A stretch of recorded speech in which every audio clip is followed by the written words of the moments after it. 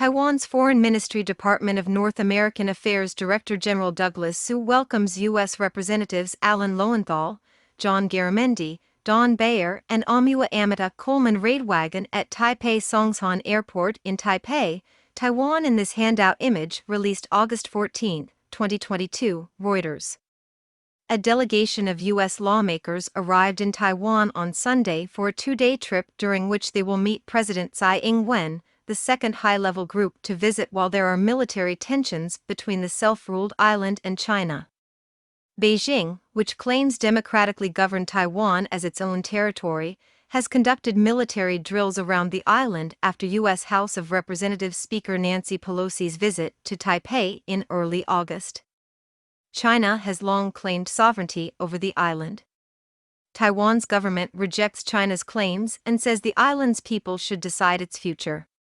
The de facto U.S. Embassy in Taipei said the delegation is being led by Senator Ed Markey, who is being accompanied by 4 House lawmakers on what it described as part of a larger visit to the Indo-Pacific region.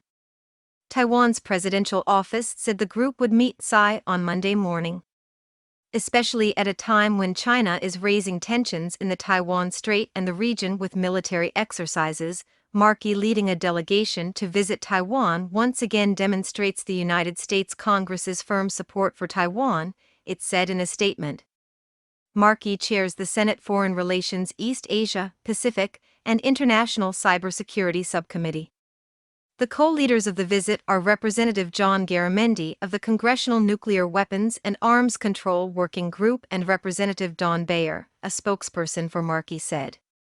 China's embassy in Washington said on Sunday that members of the U.S. Congress should act in consistence with the U.S. government's One China policy and argued the latest congressional visit once again proves that the U.S. does not want to see stability across the Taiwan Straits and has spared no effort to stir up confrontation between the two sides and interfere in China's internal affairs.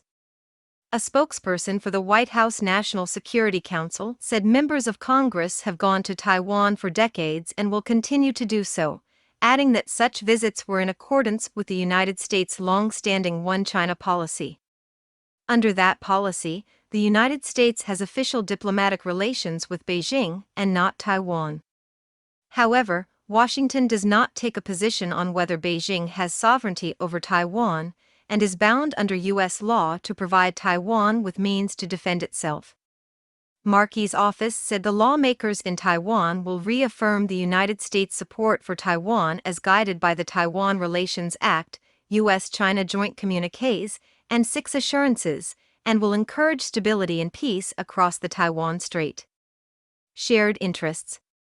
The group will meet with elected leaders and members of the private sector to discuss shared interests, including reducing tensions in the Taiwan Strait and expanding economic cooperation, including investments in semiconductors, Markey's office said.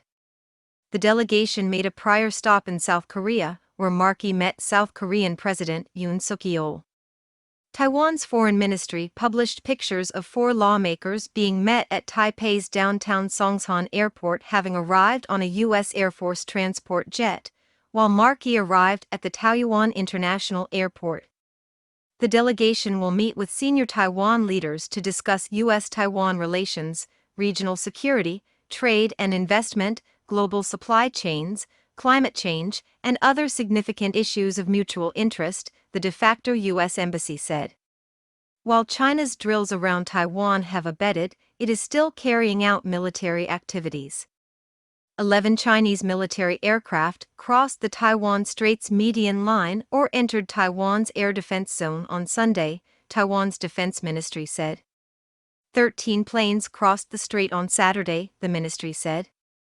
U.S. officials have said Beijing overreacted to Pelosi's visit and used it as a pretext to try to change the status quo in the Taiwan Strait.